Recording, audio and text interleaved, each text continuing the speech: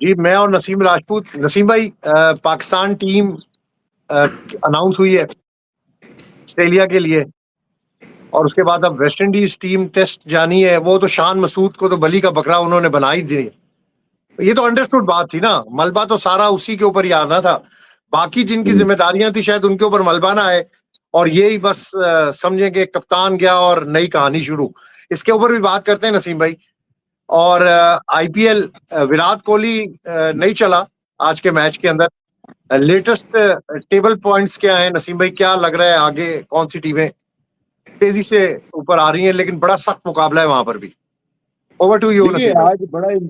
आज बड़ा important match था। और सनराइजर्स हैदराबाद का जो फायर पावर है, आज उन्होंने वाकई बड़ा जबरदस्त मैच खेला। आज जो उनके टॉप ऑर्डर ने जिस तरीके से बैटिंग की थी, उन्होंने बहुत कोशिश की। मैच तो जीत गए वो, लेकिन अभिषेक। पॉइंट्स टेबल पर बराबर होने के बावजूद, अगर हम यहाँ पे स्टैंडिंग्स देखते हैं टीमों की, तो पॉइंट्स टेबल पर आप अगर उठा के देखते हैं तो सब बराबर हैं। Royal Challengers Bangalore 18 point, Gujarat Titans 18 point, Sunrisers Hyderabad 18 point. और आज सनराइजर्स हैदराबाद का मैच था रॉयल चैलेंजर्स बेंगलोर से, और उनके जो फायर पावर ने कमाल करके दिखाया वो था टॉप ऑर्डर। अभिषेक शर्मा ने अभिषेक जो शर्मा 22 बॉलों के ऊपर नसीम भाई, स्ट्राइक रेट। ये स्टार्ट ही होता है बेसिकली नसीम भाई। एक टीम को स्टार्ट अच्छा चाहिए होता है। जब आप स्टार्ट अच्छा देते हैं ना, आपके पहले दूसरे तीसरे तक, आपको पीछे फिर ऑटोमेटिकली फ्लो ऑफ रन जो है। बिल्कुल सही बात है, बिल्कुल सही बात है, बहुत बड़ा फर्क पड़ जाता है। और आप देखें कि जिस तरीके से आज एक नया प्लेयर को उन्होंने, अय्यर को जो खिलाया था, इम्पोर्टेंट लगा मुझे तो वेंकटेश अय्यर, जी हाँ। जो टॉप ऑर्डर पे ओपनर इनका जो नया आया है, उसने अच्छी बैटिंग की रॉयल चैलेंजर्स बेंगलोर के लिए। 44-19 गेंदों पे 231 के स्ट्राइक रेट, 4 छक्के 4 चौके। विराट कोहली के साथ आगाज किया था, लेकिन रन्स बहुत थे। लेकिन उन्हें पता था कि वो इतने रन स्कोर कर लेंगे तो फिर टॉप 2 में फिनिश करेंगे, क्योंकि ये मैच टॉप 2 के लिए था। ऑलरेडी 18 पॉइंट्स पे तो वो थे, और वो टॉप 2 में फिनिश करने में कामयाब हुए। जबरदस्त नीचे से कप्तान ने, रजत पाटीदार ने 56 रन बड़े क्रूशियल स्कोर किए अपनी टीम को क्वालिफाई कराने में। वहीं कृणाल पांड्या ने 31 बॉल पे किए। तो आज royal Challengers Bangalore Sunrisers Hyderabad से शिकस्त के बावजूद, और वो शिकस्त 55 रन से थी, छोटी शिकस्त नहीं थी, 55 रन से थी, इसके बावजूद जब आप जाके देखते पॉइंट्स टेबल के ऊपर, तो run rate royal Challengers Bangalore का +07, उन्होंने पॉइंट्स टेबल पे टॉप भी किया 18 पॉइंट्स के साथ। और नंबर 2 गुजरात टाइटंस, जिनका 14 मैचों में 18 पॉइंट, और उनका रन रेट था +0.6। और सनराइजर हैदराबाद क्या बाल बाल बचे, और उनका है +0.5। यानी कि जो टॉप 3 टीम है, +0.7, +0.6, +0.7, इस मार्जिन से जो है ना, यानी +0.7 आरसीबी का बना तो वो टॉप कर गए, और +0.6 सनराइजर्स हैदराबाद, गुजरात टाइटंस वो सेकंड रहे, और +0.5 सनराइजर्स हैदराबाद। सिर्फ 0.1 के फर्क से इन 3 टीमों के दरमियान टॉप 2 में फिनिश करने का मुकाबला था, जो आरसीबी और गुजरात टाइटंस कामयाब हो गए। सनराइजर हैदराबाद ने आज जो मैच खेला वो आउटस्टैंडिंग था। अब नीचे अगर हम ग्राउंड देखते हैं ना, तो बड़ा इंटरेस्टिंग अभी भी दिखाई दे रहा है। देखिए, राजस्थान रॉयल्स की टीम इस वक्त की तारीख में चौथे नंबर पर है। अभी तक तीसरी टीम के लिए 5 टीमें ऐसी बाकी दिखाई दे रही हैं, 6 टीमें कि जिनका एक एक मैच बाकी है। तो अभी 3 मैच होने बाकी हैं, उसमें सबके लिए चांस मौजूद है। राजस्थान रॉयल्स अगर मैच हारती है और पंजाब किंग्स जीत जाती है, तो राजस्थान रॉयल्स 14 पॉइंट पर रह जाती है। पंजाब किंग्स 13 के साथ 15 पॉइंट कट जाएगी।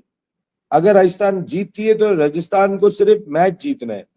राजस्थान रॉयल्स मैच जीतती है तो वो क्वालिफाई कर गए, क्योंकि और कोई 15 पॉइंट नहीं कर सकता, 16 पॉइंट कोई नहीं कर सकता। राजस्थान रॉयल्स 16 पे चली जाएगी तो कोई भी टीम कर सकती है, तो वो 15 कर सकती है, चाहे पंजाब किंग्स है या कोलकाता नाइट राइडर है, ठीक है, तो राजस्थान रॉयल्स का मैच इंपॉर्टेंट है।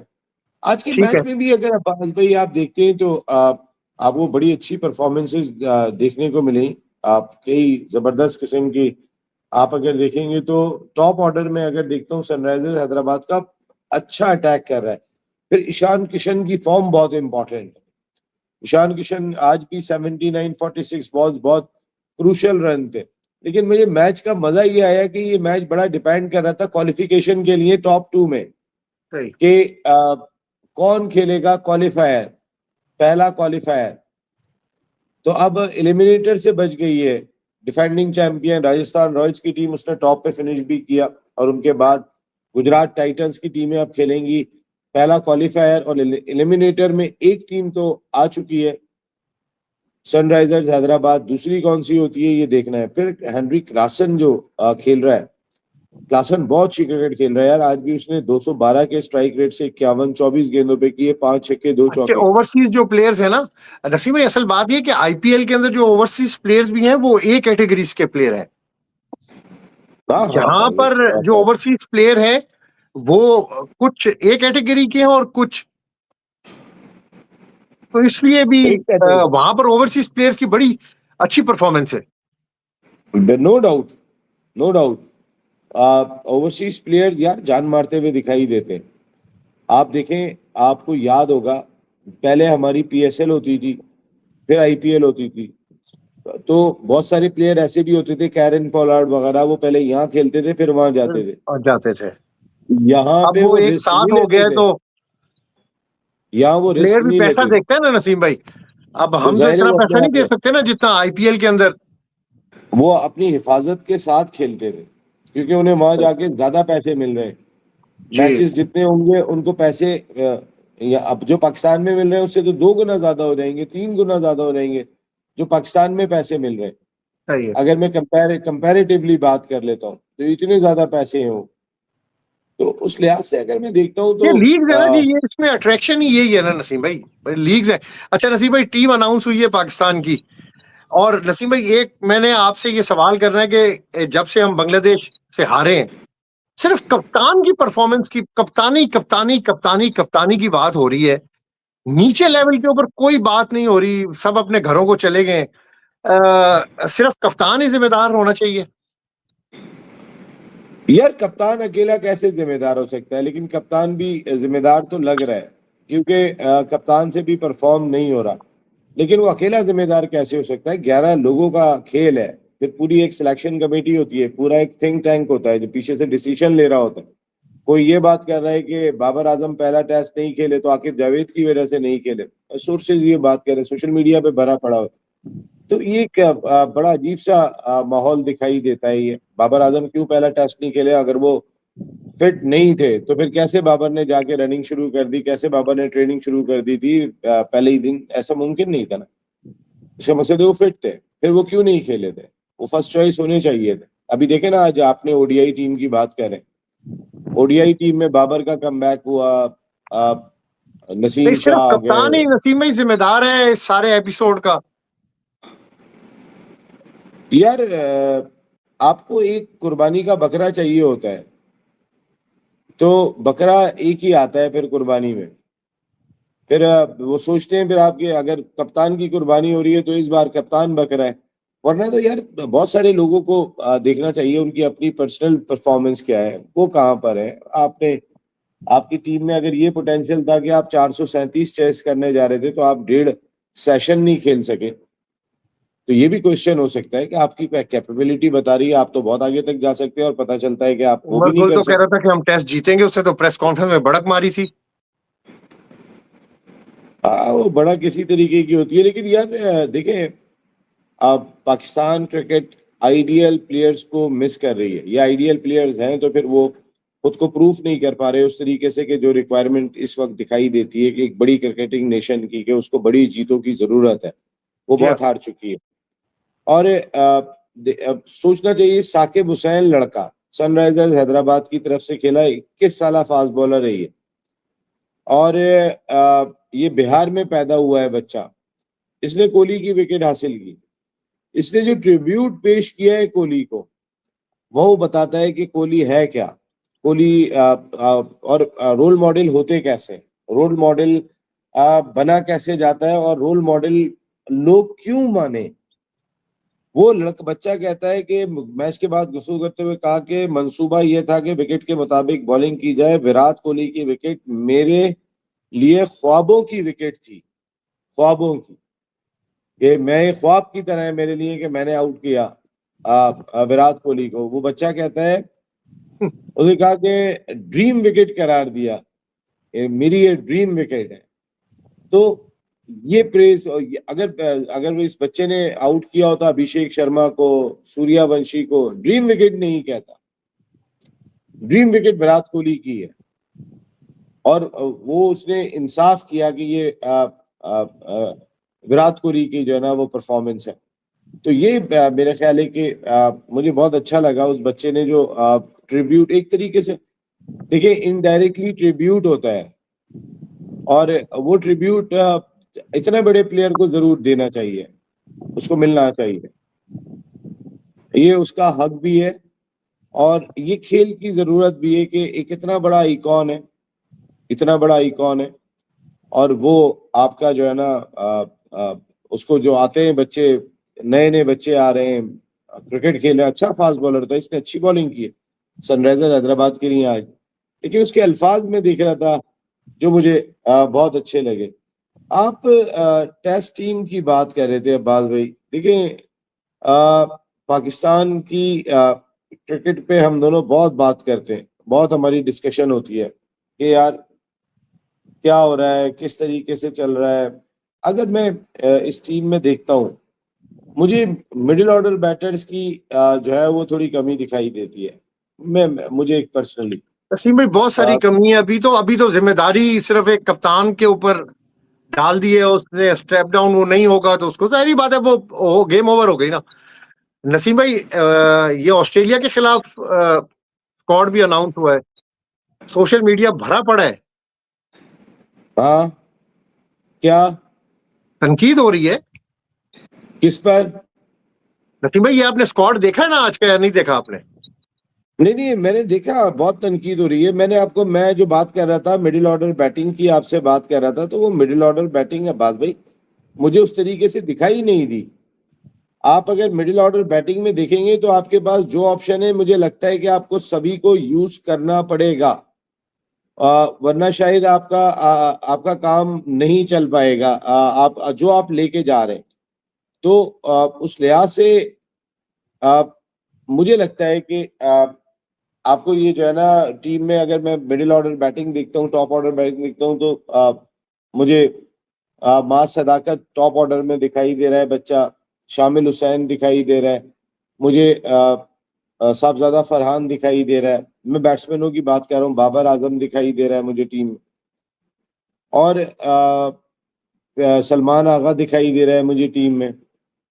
तो ये मुझे अगर मुझे ये टोटल बैटर दिखाई दे रहे हैं, अगर आप देखेंगे इस टीम के अंदर। समद को अगर बैट्समैन अभी इतनी जल्दी मान लेना चाहिए, मेरा ख्याल है शायद इट्स टू अर्ली, नीचे खेलने वाला प्लेयर है। शादाब 3 साल से ओडीआई क्रिकेट नहीं खेले, कहाँ से उठ के आ गए भाई शादाब, 3 साल से नहीं खेला वो। पाकिस्तान में शादाब के साथ का जिंदाबाद, उदय नाहलदा जिंदाबाद। कोई प्लेयर नहीं है। कौन सा ऐसा नसीम भाई पावा है, कौन सी ऐसी परफॉर्मेंस है, क्या है नसीम भाई? कोई और प्लेयर पूरे पाकिस्तान में नहीं है इस जैसा।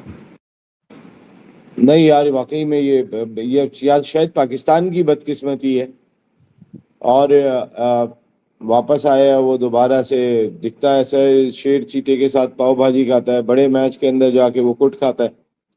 तो अब आना चाहिए, जिम्मेदारी लो यार, आप बहुत एक्सपीरियंस हो गए हो, ये क्रिकेट बहुत नीचे चली गई है तुम्हारे मुल्क की। किसने जिम्मेदारी लेनी है? इसने, शादाब वगैरह ने? ऑस्ट्रेलिया की लेकिन यार टीम जो भी सख्त होगी जिम्मेदार, पाकिस्तानी कंडीशन के एक्सपीरियंस अंदर तो है नसीम ना भाई, यार। अपना होम ग्राउंड है, विकेट्स भी हमारी होंगी। हाँ ऑस्ट्रेलिया जीत लेंगे ऑस्ट्रेलिया जी की। देखिए 9 खिलाड़ी तो उनके आ ही नहीं रहे, मेन जी हाँ, इसीलिए प्लेयर कह रहा जो, हूँ। तो वहां पे पाकिस्तान को जीतना चाहिए। तो अगर कैजुअल क्रिकेट नहीं खेलेंगे तो जीत लेंगे। कैजुअल क्रिकेट ही खेलेंगे। ये इतनी गई गुजरी नेशन नहीं है हमारी क्रिकेट में, जैसी ये क्रिकेट खेल रहे हैं, इतनी गई गुजरी नहीं है।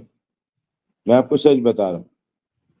पता नहीं कितने कैजुअल हुए हैं ये लोग, क्या अप्रोच के साथ खेल रहे हैं, या तो फॉर ग्रांटेड लिया हुआ है ये बाहर जाएंगे ही नहीं, कुछ भी हो जाए, अपने 40 कर जाओ, 35 किए जाओ, खेले।